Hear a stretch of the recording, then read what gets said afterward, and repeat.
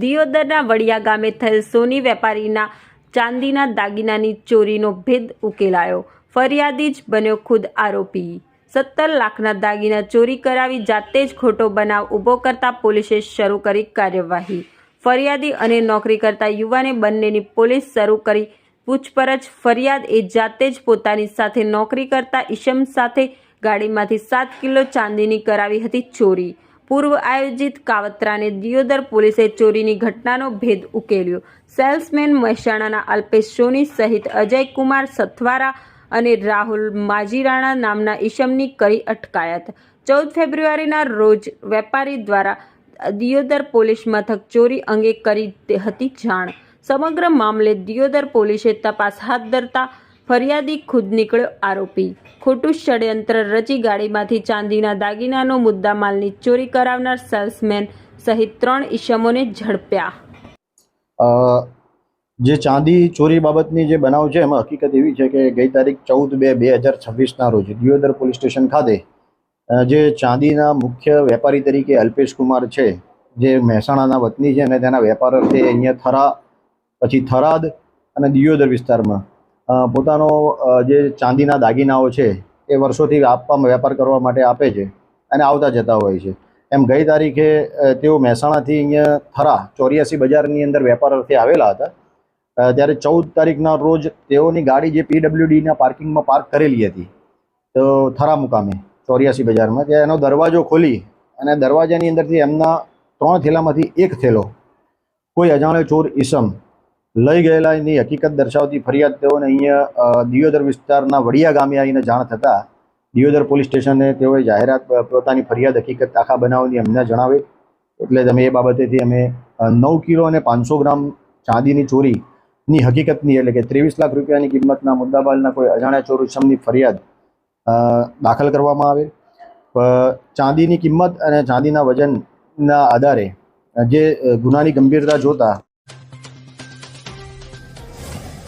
વડગામ તાલુકાના છણિયાણા ગામે ખોટા શકના કારણે પતિએ પત્નીની ગળે ટૂંપો આપી હત્યા કરવાની ઘટના સામે આવી છે અને આ ઘટના બાદ આરોપી પતિએ સસરાને ફોન કરીને કહ્યું કે આવું હોય તો આવો, નહીં તો તમારી દીકરીને પતાવી નાખીશ તેમ કહી ફોન કટ કરી દીધો અને અંતે તેની જ પત્નીનું ગળું દબાવી હત્યા કરી હોવાનું સામે આવ્યું છે। ભાભર મુકામે મામલતદાર કચેરી ખાતે ભાભર તાલુકાની કુલ 5 સેજાની બહેનો કાર્યકર તેડાગર 135 આંગણવાડીની બહેનો ઉપસ્થિત રહીને ભાભર મામલતદારને આવેદનપત્ર આપવામાં આવ્યું।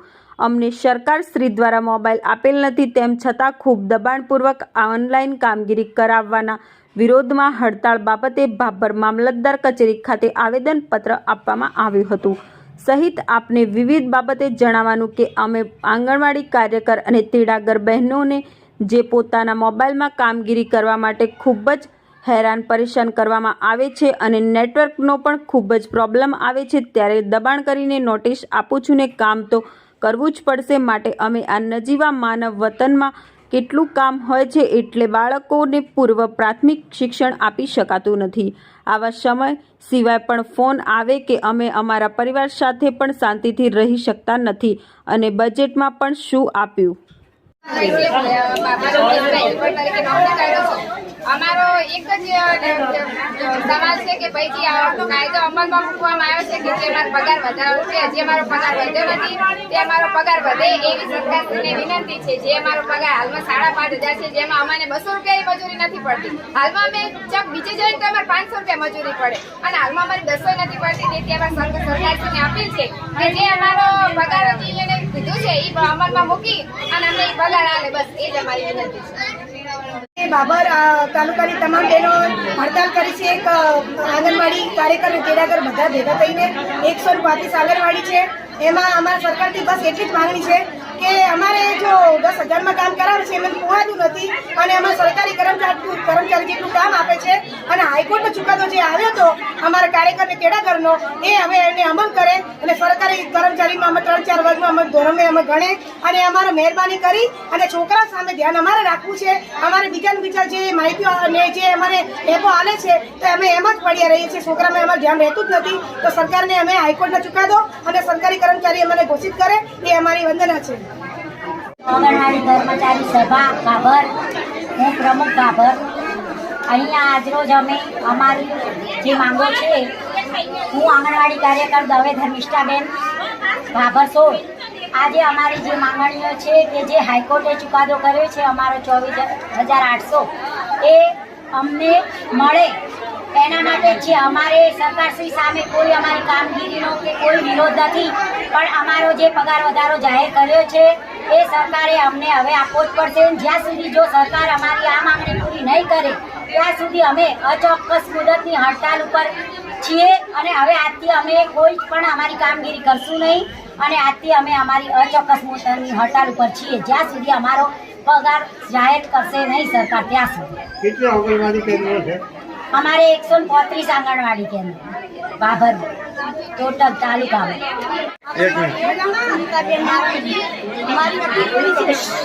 કર્મચારી છે એનો પગાર વધારે છે કે આ સરકારી કામગીરી કરે છે એનો પગાર વધારો. અમે ખેડાકર નાની છે તો અમારો પગાર કેમ વધતો નથી? મજૂરી તો અમારી છે ખેડાકરની કે છે કેમ કે બોલવું, સફાઈ કરવી, બાળકોને લાવવા, નાસ્તો બનાવવો એ કેવી રીતે બનાવવાનું અને ઓનલાઈન ફોટા કેવી રીતે મેળવવાના? તો અમારી મજૂરીનો હપ્તાઓ તો અમને આપે ના આપે, અમારો હપ્તાઓ અમને મળતો નથી. તે રીતે સરકારને અપીલ છે કે અમારે 200 રૂપિયા મજૂરી નહીં પડતી તો 200 રૂપિયા શું કાઢવાનું? અત્યારે કરિયાણાની સામાન લેવા જાવ તો 5,000 પગાર છે તો 5,000 માં શું મળશે? અમને 5,000 માં અમારું પૂરું પડતું નહીં. તો સરકારને અપીલ કરવા છો કે અમારો જે નિર્ણય લીધો તો એ નિર્ણયનો ચુકાદો પૂરો કરો કે અમારો પગાર વધારો કરો. તો અમીર ને કે પછી સબ આંગણવાડીઓ બંધ કરી કે અમારો પગાર અમે પૂરું પડતું નહીં અને અમારા સામાનના પૂરા પડતા નહીં નાસ્તોના, તો પછી અમે આંગણવાડી બંધ કરીને અમે ગમે તે કરી શકીએ. પાલનપુરના કાણોદર ગામમાં કૂવામાં યુવક ખાબકવાની ઘટના સામે આવી. સાંજના સમયે યુવક લાકડા વીણવા ગયો હતો તે દરમિયાન અજાણતા કૂવામાં પડી જવાની ઘટના. જોકે યુવક સાથે તેનો પુત્ર હોવાથી બૂમાબૂમ કરતા અન્ય લોકો એકઠા થયા હતા. સ્થાનિક લોકોએ ક્રેન બોલાવી યુવકને કૂવામાંથી રેસ્ક્યુ કરી હોસ્પિટલ ખાતે સારવાર અર્થે ખસેડાયો. પ્રાથમિક સૂત્રો દ્વારા માહિતી મળી કે યુવકના ભાગે નાની મોટી ઈજાઓ અને બંને પગ થયા ફ્રેક્ચર. થરાદ ભારતમાલા હાઈવે પર આજે એક અકસ્માત થયો હતો, જેમાં બોરીઓ ભરીને જઈ રહેલું એક પિકઅપ ડાલુ ટાયર ફાટવાને કારણે પલટી ગયું હતું. આ ઘટના થરાદના બુઢનપુર નજીક બની હતી. અકસ્માતમાં ગાડીમાં સવાર 2 વ્યક્તિઓને ઈજાઓ પહોંચી હતી. ઘટના બનતાની સાથે જ આસપાસના લોકો મદદ માટે દોડી આવ્યા હતા અને તાત્કાલિક રાહત કાર્ય શરૂ કરાયું હતું.